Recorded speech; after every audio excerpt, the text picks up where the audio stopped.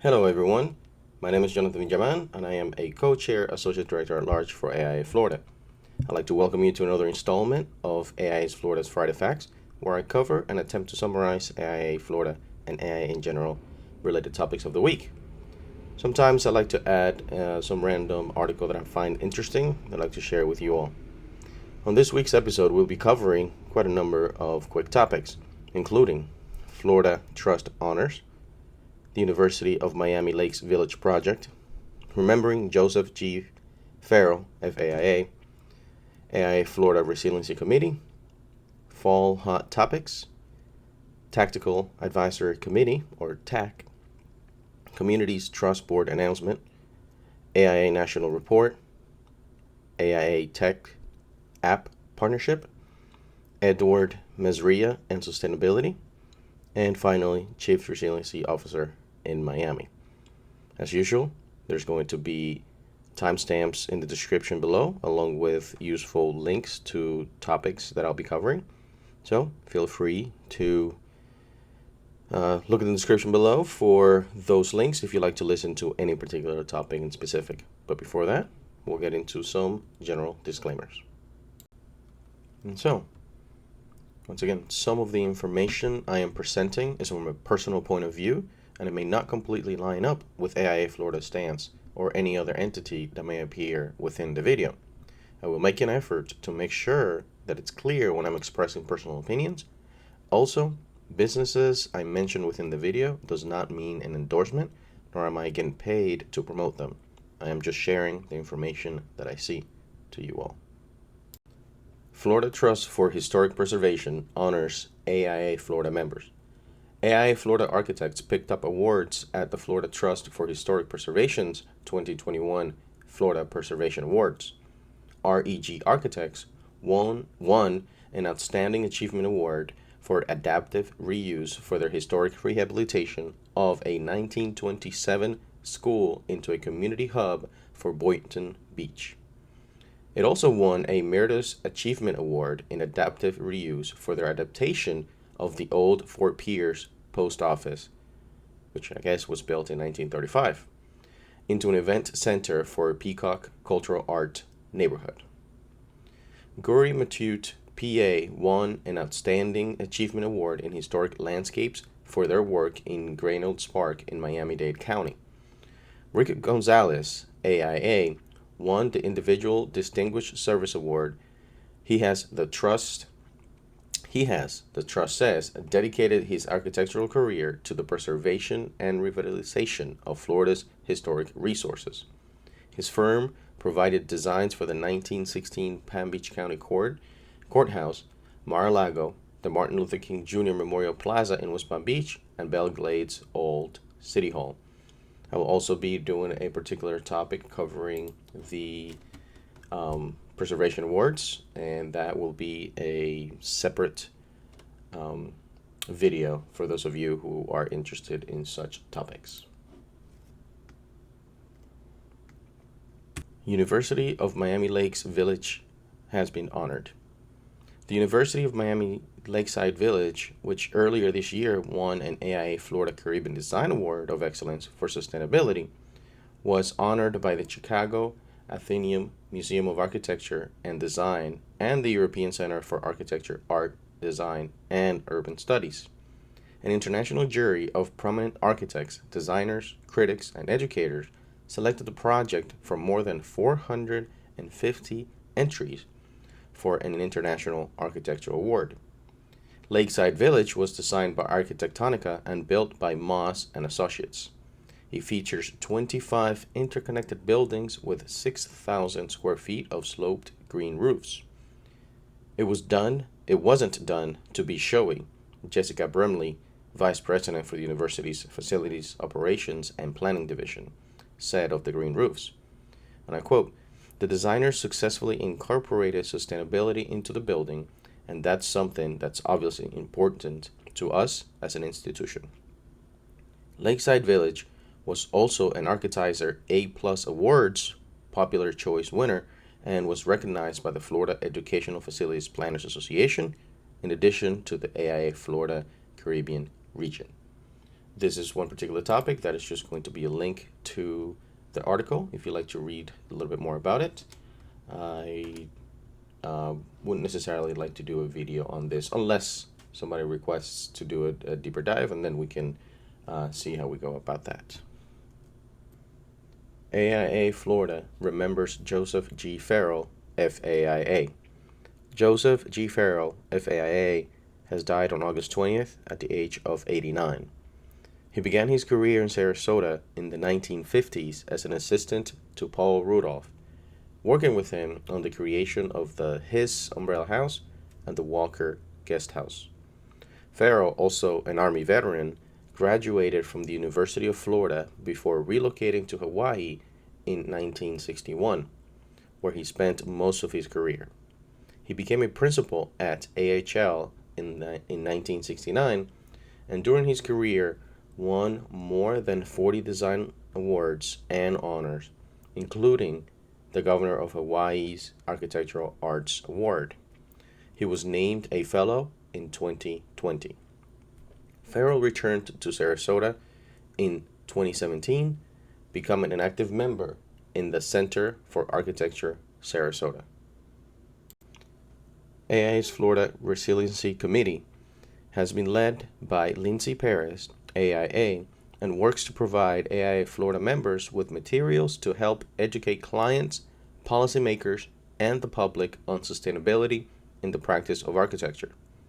Recently, this group has been working on writing and designing one-page talking points on different facets of sea level rise and other issues in our state, with the goal of providing tools to members and components to implement in their communities.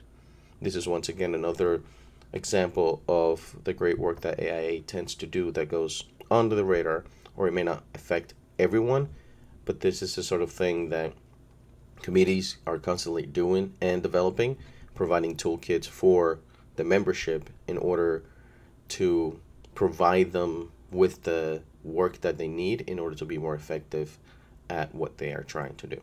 I know it tends to be very broad, but nonetheless, architecture is a very broad industry and profession, and therefore there's going to be lots of little things that may not affect you in particular, but that at the end of the day applies to some level to the profession in general. This is a reminder for those of you that are interested in the hot topics and getting your HSW, that the Florida Fall Hot Topics are coming up quite soon. Actually, you have about a month, but as we all know, a month goes by pretty quickly.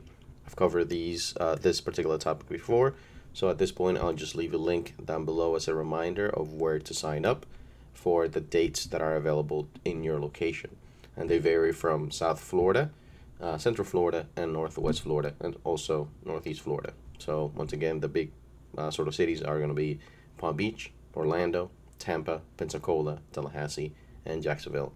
Follow the link down below for sign-up options. TAC meeting agendas set for code changes. The Florida Buildings Commission's Technical Advisor Committee's meeting agendas for reviewing the 2021 changes to the international codes have been set. And as the email says, you can view them on that link, which if you follow it, you'll be taken to this particular website, which will give you the information that's there. I've covered this topic before. It's covered by different TAC subcommittees that have various focus topics: accessibility, code administration,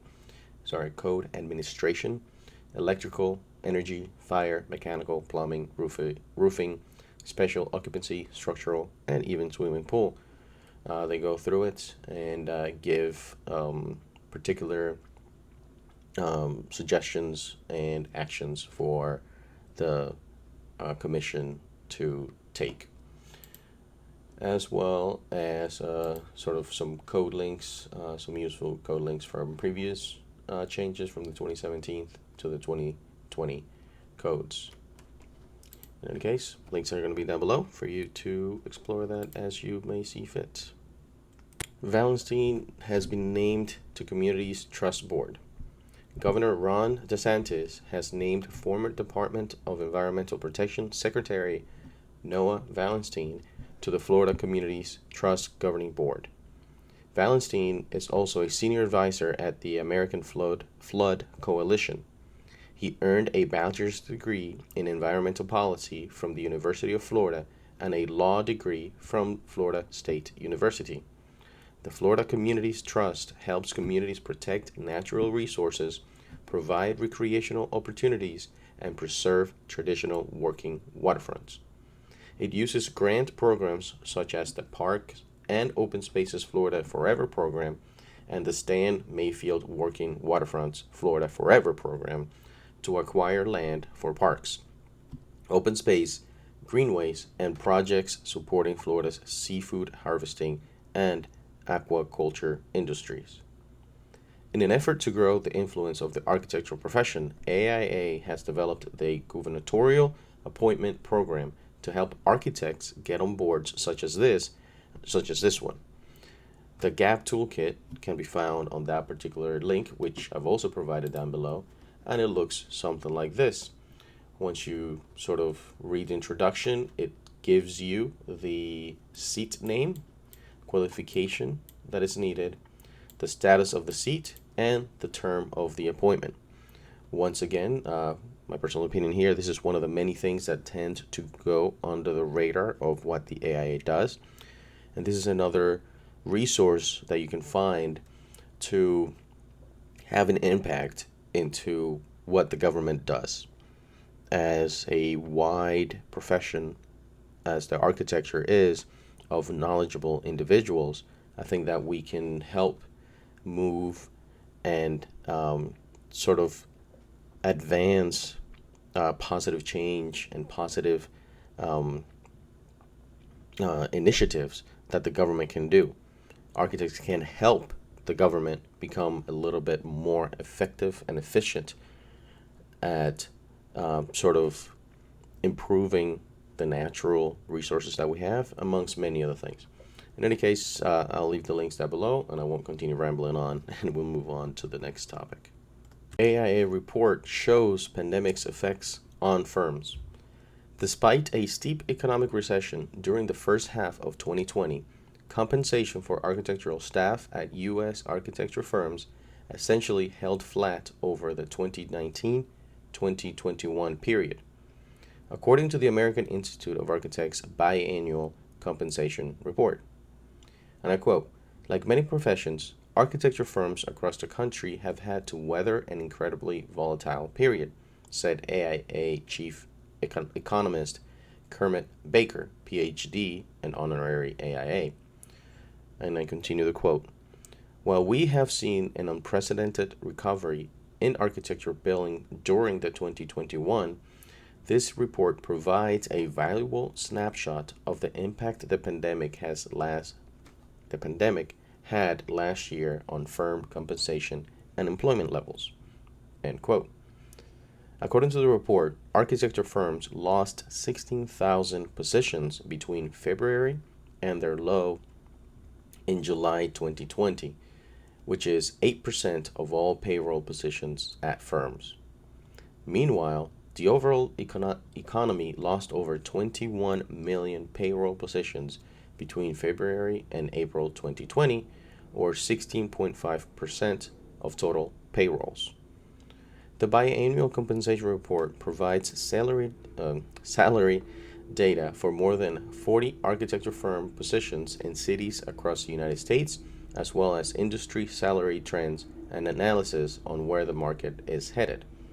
If you'd like to learn a little bit more about such reports, you can find it in the link here. I believe there is a cost to this particular report, particularly if you want the full report. And of course, there are AIA member special prices and or discounts. I'd also like to point out the salary compensation survey calculator. And we'll take a quick look here while we're here. Essentially, it gives you a position that you can pick that you may have in your particular area, geographic area, or in your firm. Let's say, for example, an architect level 2 You can do it overall as well as just by census divisions. So this can vary widely. So when you do the overall in this particular architect level 2, the 25 percentile earns 70 grand per se overall. But if you're in the, let's say, South Atlantic region, that drops down but about 68. There's some important caveats to keep in mind here as well. It's that the data is collected from surveys of AIA member firms. So you got to take that with a bit of a grain of salt. And of course, AIA National and Tect App Incorporated have announced a partnership to examine the workflows and decision-making processes in the preliminary stages of building design and how technology can lower the barriers to increased engagement. Tect is developing a communication platform that prioritizes human connection and facilitates direct access to knowledgeable product experts with geolocation and privacy controls that architects have been asking for. And I quote, "Architects are always seeking to be better informed about the products and materials they specify," said AIA EVP Chief Executive Officer Robert Ivy, FAIA. And I continue the quote, "By doing so, they can achieve the highest quality designs and also support resiliency, sustainability, and the communities they serve.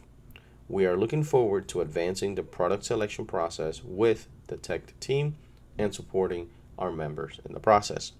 If you follow the link down below, it'll take you to this particular website that just essentially kind of reinstates what I just said, and it also kind of goes into what Tect is, a little bit of the history, which was just recently founded, in 2019. So it, recently is a relative term there, and also about the AI. In any case, that's just a little tidbit of the many things that AI continues to try to do to improve its offering and value to the membership and communities in general. The time for half measure is over. Edward Mazria, architect and founder of Architecture 2030, writes in the zine that architects, planners, and engineers need to start designing and building to net zero carbon standards now.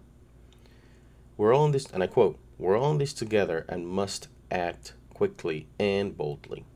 The time for half measures and outdated timelines is over if we are to prevent irreparable destruction of our cities, towns, and natural environments," he writes. As architects and design professionals, we have a unique and critically important role to play. If you follow that particular link, once again, I'll just, it'll take you to this webpage, and I'll give you sort of the too long, didn't read sort of headlines of this article. Once again, they say that it is, how difficult is it to design zero carbon? And they just portray it as quite simple, which in a sense it somewhat is. And that there are 3 major steps that you can think of in order to do so. The first one is design to the latest code standards, and I would argue beyond the code standards, as well as design all electric and renewables. Of course, this depends on your particular project size and all other factors that go into play, but nonetheless, go electric as often as possible. As well as the third step, which is zero out embodied carbon. And those have 3 subcategories there as well, which are reuse, reduce, and sequester. Once again, if you'd like to read a little bit more and get into the weeds of the article, links are going to be provided down below. Miami's Chief Resiliency Officer has resigned. Alan Dodd, Miami's Chief Resiliency Officer and Head of Public Works, announced his resignation this week, as per the Miami Herald's report. The city's official CRO, Chief Resiliency Officer, Jane Gilbert, left a year ago, leaving Dodd in charge of both resilience and public works. Dodd gave no reason for his resignation, but called it an honor to work alongside resilience and public work staff. If you happen to have a Miami Herald subscription, once you click on that link, it'll take you there.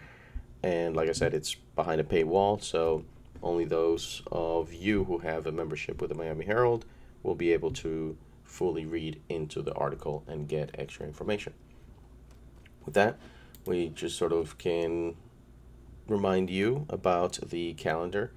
Take a sneak peek here, what's happening in the month of August. I'll leave a link down below for you to take a look at it yourself if you feel like there's something that you'd like to learn a little bit more about. Thank you once again for taking time out of your day to listen to this information that I'm trying to share. I hope you found value in it. Wasn't that entertaining, I suppose, but nonetheless, I hope you got something out of it. In any case, I won't take any more of your time. Take care. Till next time. Bye.